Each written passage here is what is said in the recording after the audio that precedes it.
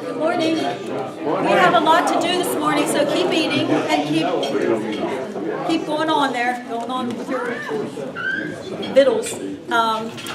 We have a few things to do before our illustrious guest speaker enlightens us about Kempsville High School. First of all, Jack wants me to hold this up. Any of you guys lose an earring? Sure. At the Oktoberfest. At the Oktoberfest. Oktoberfest. It's a wooden heart earring. No. Okay, Jack, do you want to? I'll put a message out. This was found after the Oktoberfest. We don't know whether it was a member or the spouse of a member of one of our group, of our Rotary Club, but they thought this would be the best venue because nobody else had claimed it. So we've got it if anybody's missing. Thank you. Thanks, Jack. Okay, so our illustrious leaders are in Richmond at the conference, and that includes our Educator Moment person, and Dick Gresham has graciously agreed to be that person today. All right. Introduce guests. Yeah, we're good. Oh, sorry. Oh, yeah. Go ahead, Dan. Yes, first. I have a list and I missed We have a it. couple of guests this morning. Would you please stand when I call your name? Ms. Neil Barry, who's a guest of Jack Hilgers. And our guest speaker, Bill Harris. We're glad to have you with us. Won't you come back again? Our club is a welcome to all you loyal friends. We ask you all to do your part and live your Rotary in your heart. And to your full way, just be true. Please come again, please do. Now. Yeah, if Joe Mulcairn was from the South, we'd say he has a twang. So just imagine that I'm speaking with a Medford, Massachusetts twang today. Everybody pick up this sheet. Find it. This is our educator moment for today. And you'll see some things in red. And I think, Rotary's changing, especially on the international scene. They're trying to become more tuned to where society is moving and where they can have a greater impact. And first thing you notice is a group study exchange. GSE has been scratched out. It is no longer. It's now VTT, which is vocational training teams. And that's the emphasis. It's going to be on vocational training between two different countries, two different districts. The members of these vocational teams can be different vocations, but they all need to come together to have a focus in what they're doing on one purpose. So group study exchange is a passé term, and the reason for the group study exchange is so that we can learn, those that go on these VTTs can learn, or they can teach. So we have this exchange still going on of knowledge and experience and benefits from there. Group study exchange leaders can be Rotarians now. In the past, it was all non-Rotarians. You can be a Rotarian, and guess what? You can be over 40 years old. So that's a big deal. As we see folks, that most of us are of the age that we maybe have more time to put into this than folks who are just coming out of school and trying to establish themselves, raise a family, do the things that maybe younger members do. The budget, $30,000. That budget includes what the district can throw in, clubs can throw in, and the matches and the Rotary Foundation matches. So there you go.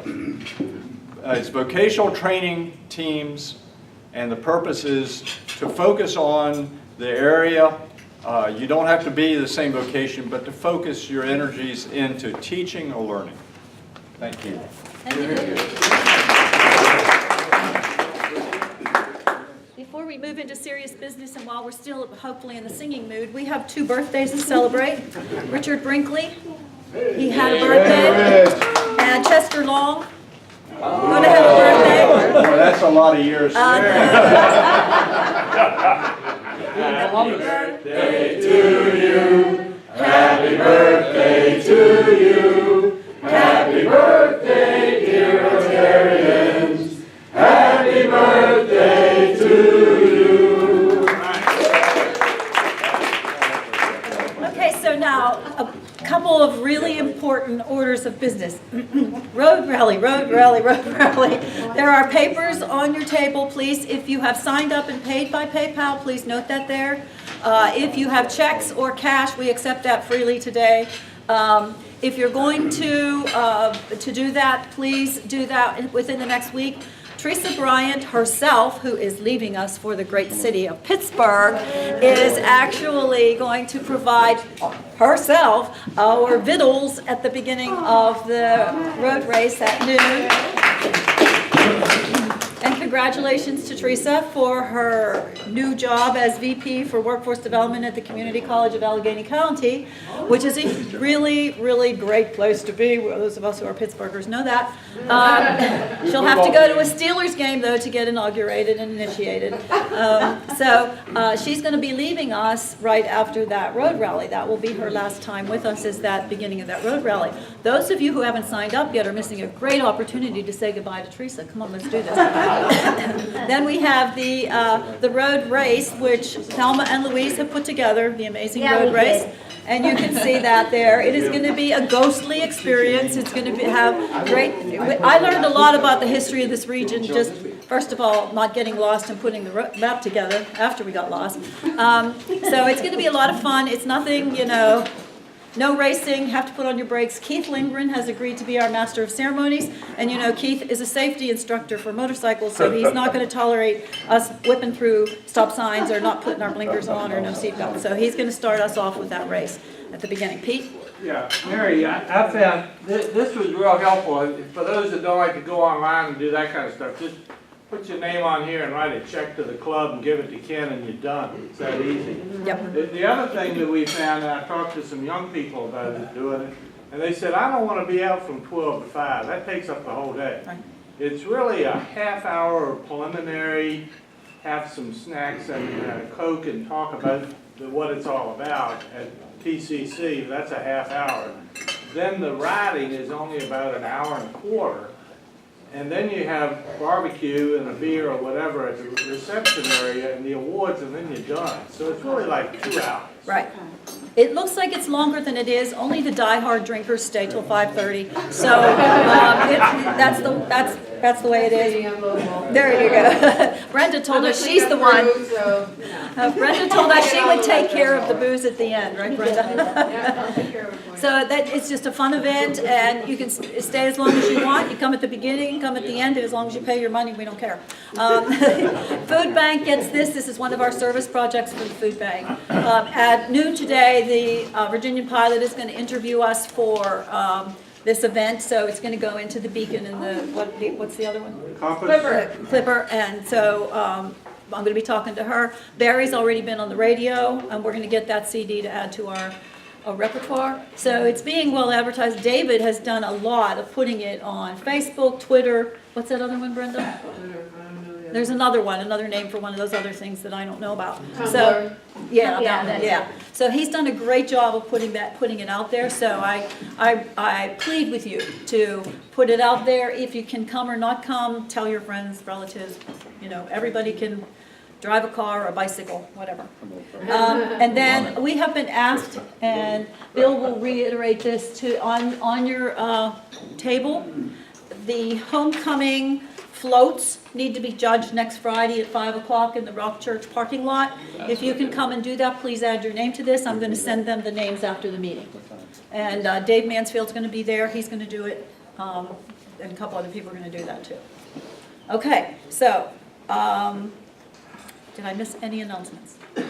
We'll do fun finds at the end so that we can go out and laugh. Would you tell them about Judy also? Oh, I'm sorry. Why don't you tell them? Julie Taylor called me last night. She's at Norfolk General Hospital. She fell yesterday and broke her kneecap. And please get her in your prayers. Judy is 83, bless her heart. And those that have the time, she'll be in the hospital for a while. I don't know if she'll have surgery or not, but she'll be there for a while. Last night she was still in the emergency room, but she had to call me, she said, would you please get the charger for my phone, because my phone's going dead. That's Judy. Anyway, so please have her in your thoughts and your prayers, and no more, just give her a phone call, and she'll love to hear from you. She's in Norfolk General? Norfolk General, yes. Yes. A moment ago, I went back and got some coffee, and on the floor I found this money clip. Ooh. Is it yours, Jim? Yep. Good. Good thing you found it. Sure. We would have had to pass the hat.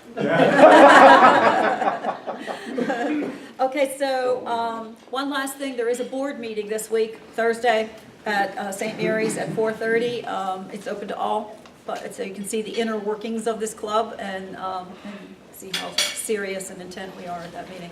Okay, so moving on, Steve, being the Rotarian of the Week, gives us a little clip of what's going on currently in his life, even though you can see his bio. And then Charlie is going to introduce our illustrious guest who we know, Bill Harris.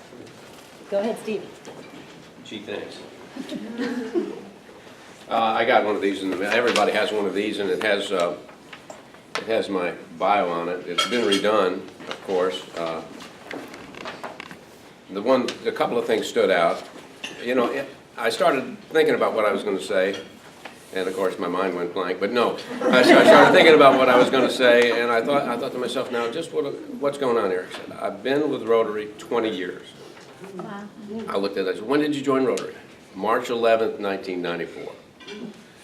And that's important to me because it's really the other major, you know, besides work and everything, that's the other thing in your life. It's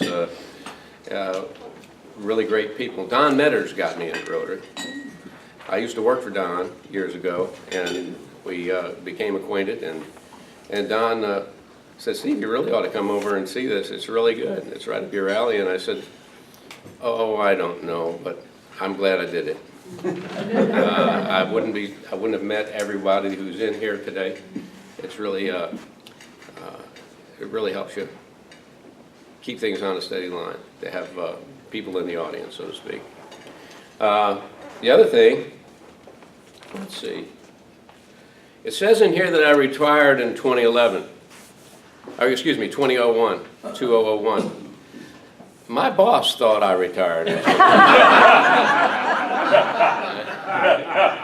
I really worked until 2011. I've only been retired 3 years. And my son and daughter are in the area now. I have daughter Stephanie. Many of you have met her. She's come on some projects with us. And my son John, who's now living life fantastic down in Elizabeth City. He packed up everything he owned and moved to back up here from the Atlanta area. Charlie, I'm sorry, lost a good one. Anyway, he came up here, and he's now working for the Coast Guard down in Elizabeth City, and he's enjoying it wonderfully. I got a call from him the other night. He says, "Hey, Dad, guess what I'm doing?" I said, "I don't know." He says, "I'm going sailing." No. I said, "Sailing?" He said, well, he lives right in a boathouse right on the river. I said, "Good. I hope you had a good time. I sure would like to go to sailing up here too. Come on." Of course, the other major thing in my life over the past 20 years has been my sailing. I've been an avid racer. I've enjoyed the sport very much. Take a great deal of pride in winning the races that we did win, and we enjoy that. There's something else in here that I have to clarify too. Oh yes, my grandchildren, a whole flock of grandchildren. I actually have 4 grandchildren. I have 3 by my son, who's in Elizabeth City, and I have one, kind of belle of the ball, 8-year-old by my daughter, and her name is Sadie. By the way, she went on the road rally last year and she got a trophy. She really did a good job. So I guess as far as Steve and what he's doing now that he wasn't doing 20 years ago, is nothing. I'm retired. Everything's working out real good. And what else? Is there anything I missed? Did somebody want to ask me a question? Don't you go to New Hampshire? Ah, yes, there you go. One of the things I say I do in here, having retired, is I travel. My big trip is once a year. I try to take August, and we go up north to Maine. I've been very fortunate. My family Matter of fact, my whole life has been just full of fortune from friends and family. But I have this nice little cabin up in Maine that's 104 years old, made out of used building materials. What part of Maine? Southern Maine, Sebago Lake area. And it's got old ash slab siding on it. And my grandfather built it and rebuilt it again after Hurricane Carol came through, and put in dormer windows where the trees fell on it. And it's got the original kitchen is still in it, which doesn't have any building standards at all. It got some pieces of wood that are this wide and some that are that wide, and painted an ugly color green. But the whole family loves it, and we go up. And we're now getting a chance to enjoy it, so that's my story.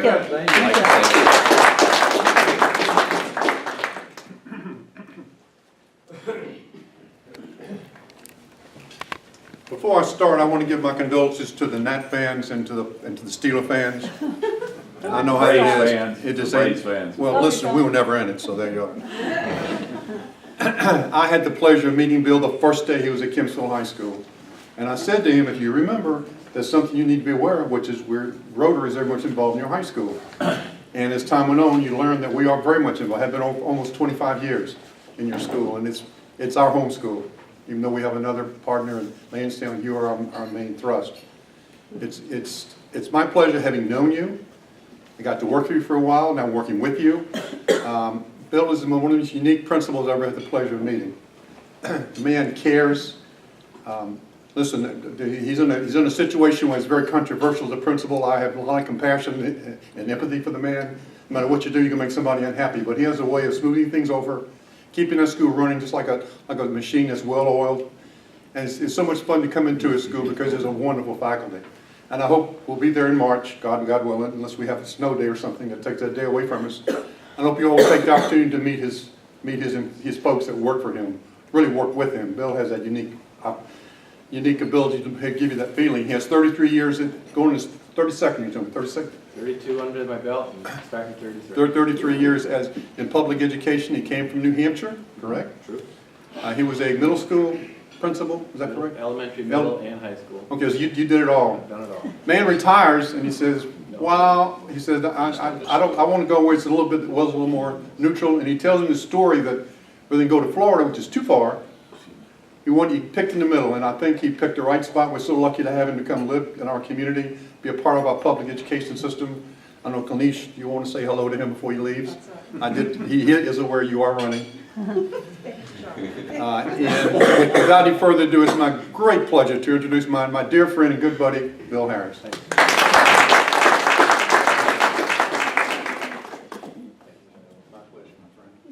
I'm going to use your podium only because I've got my remarks in my little book here, and I'm not very good with my hands, so hopefully that's okay and not too formal. Yeah, I am from New Hampshire, and Sebago Lake is right around the corner, and it's a beautiful part of the country. And I think every cabin in Maine is made exactly the same way you are. I think that's the building code. If gravity keeps it together. So I got something I'll tell you when it's over. I've got a joke too, but I won't go into here. On your tables, I hope you've just got a packet, about a 15-page packet. It's a PowerPoint that's on paper and not projected. And I'm going to use that as the basic structure for my remarks this morning. Some of them prepared, some of them will be a little bit extemporaneous, and hopefully that's all okay. But Charlie, thank you again, and Mary, thank you, and I appreciate the ongoing support of the Rotary Club of Hampton Roads. You guys have been tremendous partners of ours, and it means a great deal to us. You know, your Interact Club, the Interact Club is extraordinary. You supported Leadership Workshop very, very generously. Leadership Workshop is perhaps one of the greatest things that Virginia Beach City Public Schools does. All the high schools participate, and it develops young people in so many different ways that I couldn't even begin to go into them all. You've supported our outstanding teachers with your mini grants in the past. I hope you will all be out next Friday night to judge our homecoming floats. That is always a great event in Kempsville, largely because of the tradition and the pride that the kids that are in the school, but the former graduates and the entire community had, I believe, I'm relatively new here, only 2 years, that we're the only school that still has an approved homecoming parade through the neighborhoods. And I'm told that every year that we get a little bit of pushback from the police about whether or not they really want to give us a permit to do that. And the one time we got some significant pushback, I think there was an even greater amount of pushback from the community saying, oh, no, we're good with this parade, don't you worry about it. So we will be parading through the neighborhood next Friday. But I think the judging is at 5. So you can see the floats, but the parade starts at 6. And if you want to stay for the football game, and I'm not answering any questions about the quality of the football program, it's not my thing. I'm an educator, not a coach. And we were up at Ocean Lakes a couple weeks ago, and that was ugly. I also appreciate your support for construction. You know, that's a wonderful event, creative, because the kids are building all kinds of amazing things out of the canned goods that then fill the shelves of the local food kitchens. So it's a wonderful partnership. My focus this morning, I saw in the program, was on 21st century schools, and I think that's fine, that's great, and I will touch on that. High schools are sort of the last frontier when it comes to transforming public education. I don't want to describe them as immovable objects, because they're not immovable, but you have to be very, very careful as you do try to move a high school forward, because there are a lot of moving parts, and the stakes of the game are very, very high in high school. Kids' futures depend on quality programs. They depend on being able to access the rigor and the programs and the opportunities that they need to be strong applicants for college or for the military or for work or whatever their chosen path may be. And so we tinker and we're very serious about improving our school, but you also have to recognize that of all the things we do, there are lots of things we do very well already. And one of the challenges of being a school administrator is not to mess it up. And so you look very carefully at the things you do, and you try to find the places where you want to apply pressure and try to affect some change, and then you support and you celebrate all the other wonderful things. And it is a wonderful, wonderful school. You know, coming down from New Hampshire, and New Hampshire is a very small state, and all the schools, for all practical intents and purposes, in New Hampshire are small schools. And when Ton and I came down to Virginia Beach, we thought, you know, mercy, you got 600,000 people down here and 80-some-odd schools, you know, must be kind of like a big city. And there are places where it definitely feels like that when I'm sitting at red lights, but Kempsville High School is in every way the same small-town school that I'm used to in Keene, New Hampshire. It's a neighborhood school. We serve the neighborhoods. The neighborhoods and the community support us. Our kids are a part of that, and it's a very, very special relationship, and I don't ever want to lose that. In some of my remarks towards the end of this program, I think I'll share some of my concerns around that. We've had over the past year, we've had areas of success, and we have areas of challenge. Our areas of success, you know, largely center around the fact that we met all of our federal annual measurable objectives in participation and performance. By the way, you probably know we're accountable to the federal government under No Child Left Behind. We're accountable to the Virginia Department of Education for maintaining a certain degree of SOL scores, attendance rates, and graduation rates. And we're accountable to an organization called Advanced Ed. They oversee the Southern Association of Colleges and Schools, and they accredit high schools in the entire southwestern United States. And of course, we're accountable to all of you and the rest of the community as well. So we did meet all federal annual measure objectives in reading. We met all state and federal accountability targets and standards, except in math, and I'll talk a little bit about math in a minute. We had meaningful end-of-course SOL pass rate increases in math, a little bit short of the target, but significantly better than last year, 2 years before. And we increased end-of-course SOL test scores in 6 of the 12 courses, and there are charts that show all those. We stayed the same in 2. We fell in 4, and one of those is writing, and that's gotten our attention as well. These things matter. They're not the only measures of a quality school, but they're very, very public measures, and they're very, very important measures, so we take them very, very seriously. Our areas of challenge are the recent score, increased math scores we've seen are not quite enough. We need to continue to increase our student performance in math. Algebra 1 and geometry are the 2 primary areas of focus. You can meet accreditation standards under Virginia law in 2 ways. You can either meet the target in 1 year, or you can use a 3-year combined average, and that's to protect you from that one dip when you might have had 2 other perfectly acceptable years. But we're not quite there either, and that will not be an option for us next year because the past 2 years are not low enough. We would have to get a crazy high pass rate in order for the 3-year average to be in place. So we have to make the 1-year target by the end of this year. And our writing end of course SOL scores were down and have been consistently trending down for the past 3 years. And that has gotten a lot of attention in the English department. I've got some information on that if you'd like it. Bill, Yes, sir. how is that explained? The writing drop. Well, math as well, how is that explained? The first shift, and when you'll see in the charts coming up in the next few pages, the first shift was the state realigned their assessments, the SOL assessments, with a different aspect of the standards of learning. And the standards of learning, if you look at those, they're broad standards, and then there's a curriculum framework that sort of gives meat to the bones. There are 2 parts to the curriculum framework. There are enduring understandings, big picture stuff, and then there are essential knowledge and skills. Essential knowledge and skills are really what kids are expected to not only know, but be able to do. And so when they shifted these tests, now students don't have to just simply produce an answer.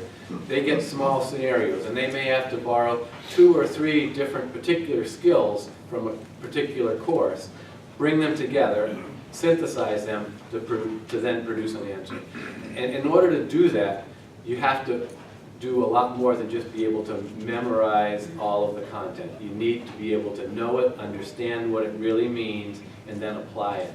And Kempsville consistently had pass rates in the low to mid 90s in virtually all of our SOL courses. And then when the tests changed, the scores dropped across the state, and schools were tasked with realigning their instruction with the new assessments. And when you talk to high school teachers about realigning instruction with new assessments, that's a tall order. They've got essentially 90 learning plans that they then have to go back and look at, realign with those essential knowledge and skills, look to see if they're hitting on any 1 or 2 of those too many times, look to see if there are some that they're not hitting on at all, and then adjust those daily learning plans in order to ensure that they're doing the things that the state expects them to do. For whatever reasons, Kempsville has not done that quickly enough. And so last year was the first year we really established that as a fundamental target within the math department. This year it's a target school-wide for all departments. Bill, while we're still on the math piece, Sure. having been a former principal, one of the concerns has been the studies about boys and their ability to comprehend the logic involved in geometry. And I'm wondering whether the state and federal takes that into consideration. You know, that type of thing. I'm just throwing it out because that seems to be one of the factors involved in comprehending geometry. I have to trust, and I was in New Hampshire when this all took place, but I have to trust that the folks that wrote the standards of learning and wrote the assessments were paying attention to the students that we serve. We hope. Yeah. You know, those are well thought out. I believe that our standards of learning are rigorous. Virginia has aligned the standards of learning with the Common Core, which you hear about in just about every other state in the country. And we as a state have decided that our standards of learning are just as rigorous, if not more rigorous. I would not accept that there's a true mismatch between what kids are being asked to do and what they're able to do. You know, my philosophy and belief is that all kids... I hope that's true. All kids, and I think it is. Okay. And I think there's a lot of research that backs it up. All kids can achieve at a high level under the right circumstances with the right teachers. And we know that. The challenge is doing that for all kids. You know, we struggle with what are called gap groups. We struggle with the performance of African American students. We struggle greatly, as does everybody, with the performance of students with disabilities. And we struggle to some extent with our Hispanic students. And so it's easy to think that maybe there's a cultural bias built into some of the tests, and that may be true. But there certainly are high-performing schools with similar or even more challenging demographics than we have that are getting the job done. So my message to the Kempsville staff is we're going to teach the kids that we have, not the kids that we wish we had.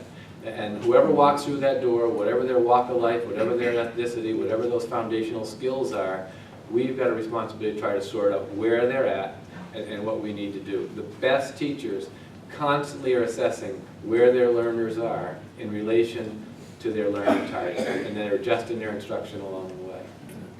Bill, you may want to mention, you may want to mention, we talked earlier about what the cream of the crop you lose to the academies, and that also affects your SOLs.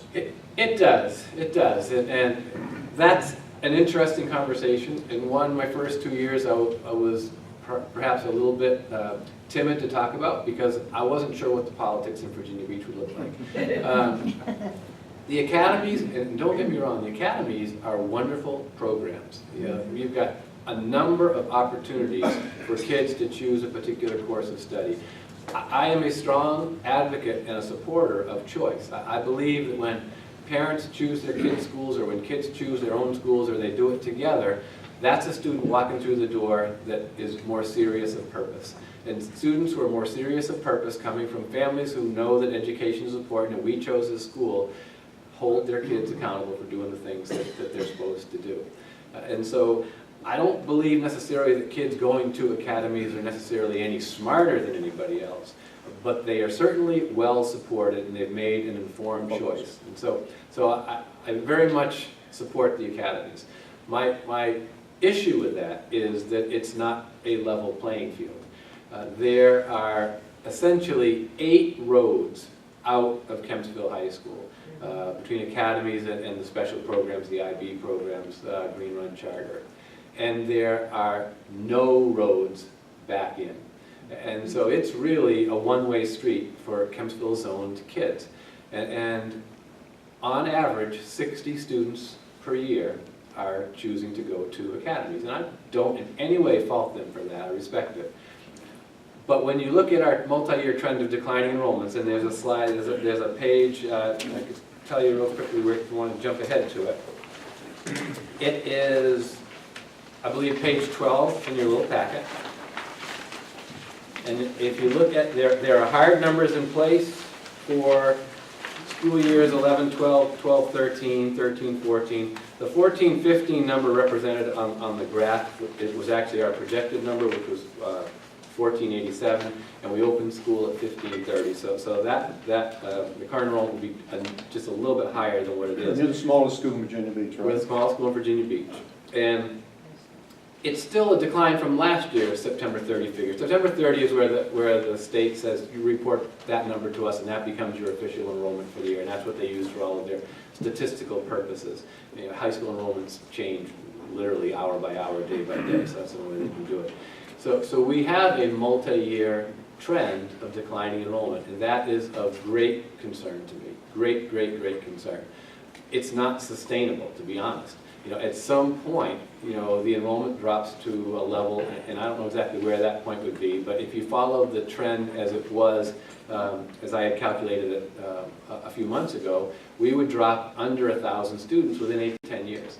And you know, and Virginia Beach is a big city, and there are a lot of kids out there.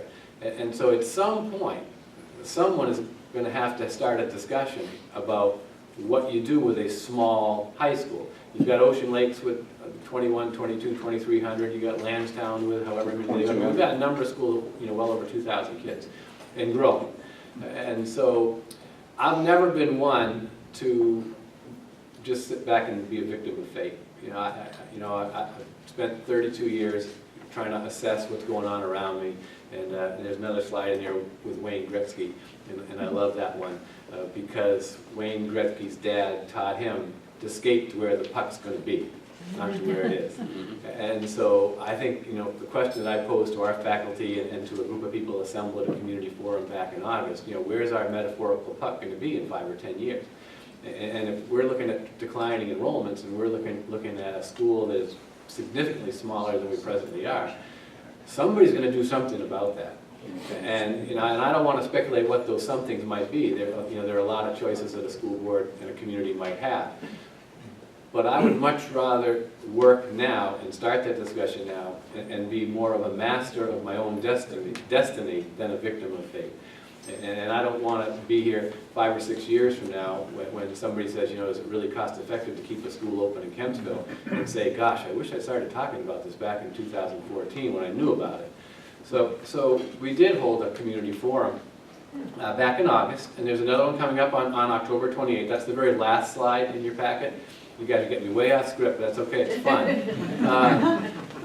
And we will invite the community back in from 7 to 9 p.m. this time. The August forum was during the day. That posed some logistical difficulties for people. We heard from a number of people that said they would have loved to participate, but the evening would be better.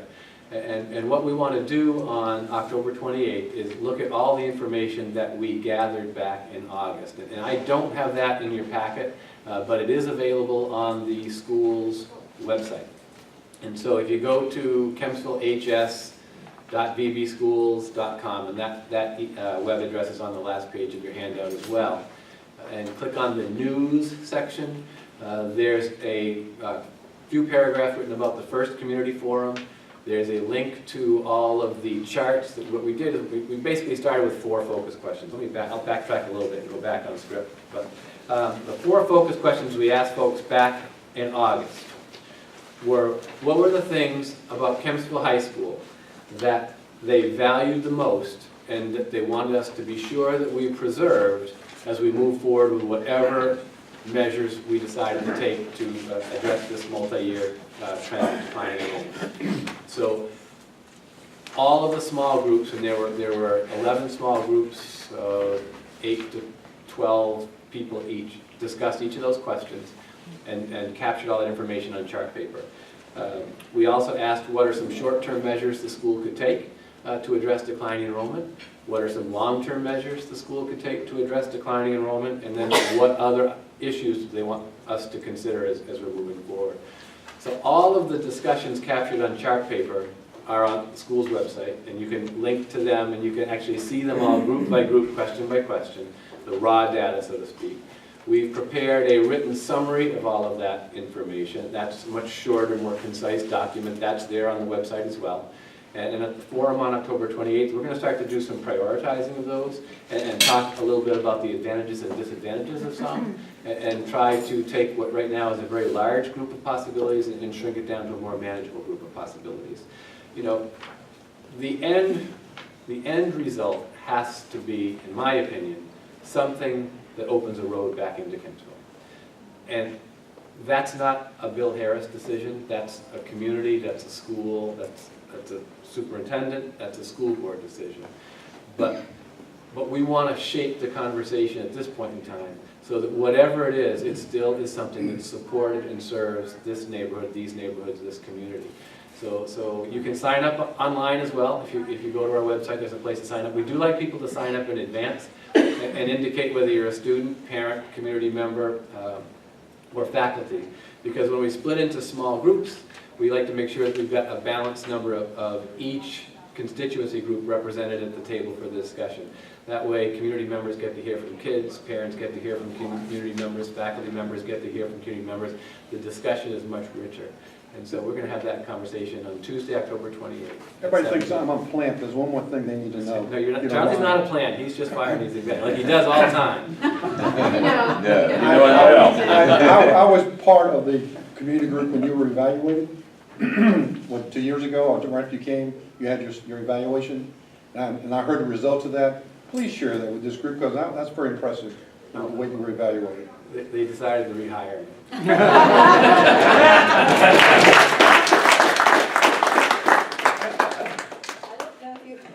Did we use up 20 minutes already? We talked yesterday, and what I appreciate is that he left you with handouts that, for all the things he couldn't say, even though he talked as fast as he could, it was very interesting, very enlightening, and more could be said at that forum, which is right in your handout there. So he gave you information that we couldn't have at our disposal in just 20 minutes. We want you to have our 4-way test cup, and we really appreciate you coming in and speaking. Oh, You get to pick the winning. Well, it's payback. it's payback. Okay, I'm trying. Do I get to read the number 2? Last 3. Last 3. 881.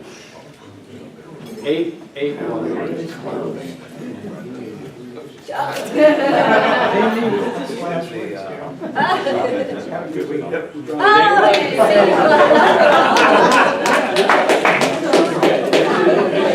Thank you for coming. Chester, is this you? This, Chester. I guess we're done.